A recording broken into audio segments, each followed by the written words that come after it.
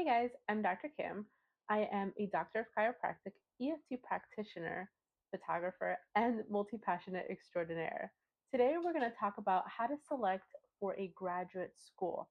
Now, this may have some things that are more chiropractic geared because, as a doctor of chiropractic, that is my specialty, but it could also apply to any graduate school that you're looking to. I did work into other graduate schools way before my chiro days, so I did get a little bit of information about how to go through admissions for each one. So I made a list because I always make my list. So I'm going to be reading from it and explaining real quick. So the first thing you want to check when you're selecting a school is board's passing rate. Most graduate schools do require for you to complete boards either for graduation or after graduation so that you can practice and get your state license. So a lot of schools will actually share that on their website. What is their passing rate? And of course, you want to check how many freaking boards it is required. Even though it may say parts, each board kind of feels like an eternity. We'll talk about that more in a different video about at least chiropractic boards. The second thing you want to check is accreditation. Are they up to date? So accreditation is very, very important. For different schools, depending on if they pass their evaluations, it could be up to 8 years, for example. Some schools is less because they have to fix a couple of things. Now, why is this important? Accreditation may or may not affect your student loans and other things.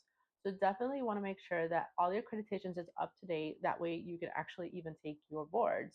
I've heard of some schools that they don't have any accreditations and then the students get sticker shock when they can't take their boards. And you don't want that to happen to you. Things can change, of course, in the middle of your program. So always kind of have a backup plan just in case if you see that their accreditation is not too up to date. Next thing, facilities. So you want to take a date to visit the facilities.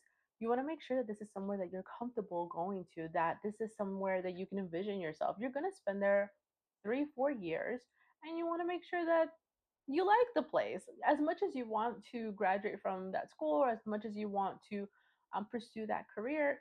You do want to make sure that you like where you're going. All right. Next, clubs. So some schools do provide clubs for extracurricular activities. Now, this is something that you might want to check if you're interested on how certain things come about. For example, in my school, particularly, we had lots of clubs because a lot of people wanted to practice different techniques as well. So one clear example is quick story. I went to the Activator Club and we went to an Activator seminar in the Central Florida area. There we met a few people that went to a different school that didn't have clubs, that didn't offer the classes for when they went to clinic. And I was like, oh wow, so this is like your first actual class in Activator. And she's like, yeah, I really wanted to practice with that, but I didn't have the option for that. My school, however, we were very proficient with our activators way after clinic. So it was definitely something that you might want to look at. Next, life, school, balance. Yes. For some people, that looks very differently. In our school in particular, we had a lot of gym rats, CrossFitters. Now, if that is part of your active daily life, then definitely find a school that is close to all those activities that you want to participate. If it's a beach, if it's a church, if it's whatever it is that makes you ground yourself, you're going to need that and that community when you start school, because I promise you it's going to get heavy and you want something to actually help you come back into yourself. Okay.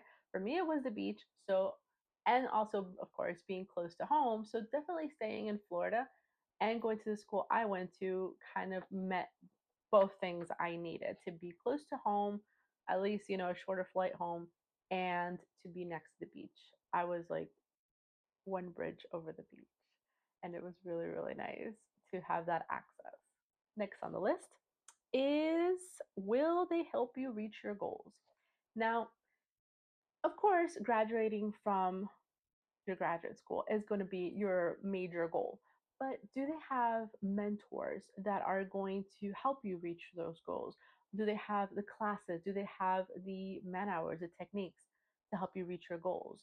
One clear example was a good classmate friend of mine. he transferred from a different school because he was interested in our sports council. We were very, very active with sports and sports therapy type of thing and rehab.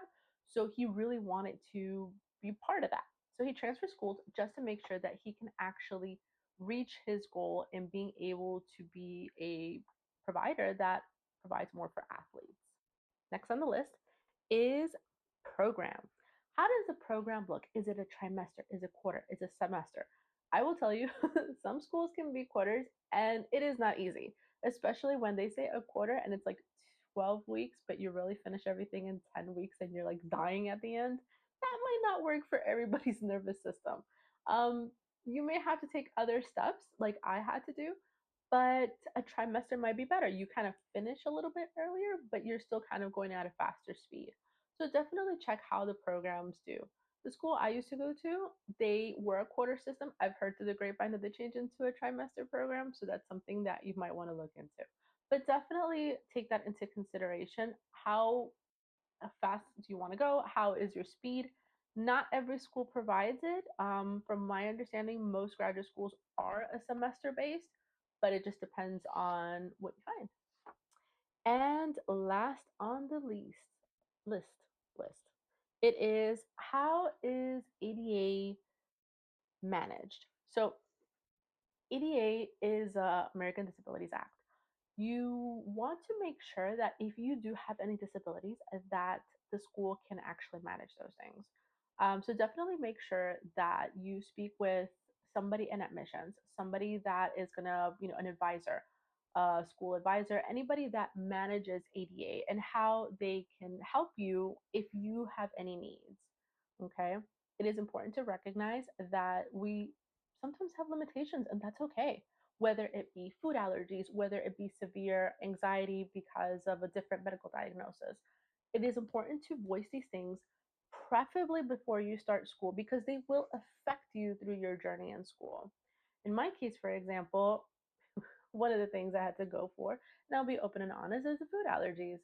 Now, I'm glad I did that early on, but I didn't do it as early on as I should have. I did it towards the end of my first semester, starting second semester, because I wasn't aware. So I am here to voice that early, that if you have any disabilities, it is important to note those, especially before starting school. That way you can start school with your best foot forward and ready to achieve. So I hope those things were helpful for you when it comes to selecting a graduate school um, or a chiropractic school if that's the route you choose to go to. Let me know in the comments if there's anything else that you want to know, and I'll see you next week. Have a good one. Bye.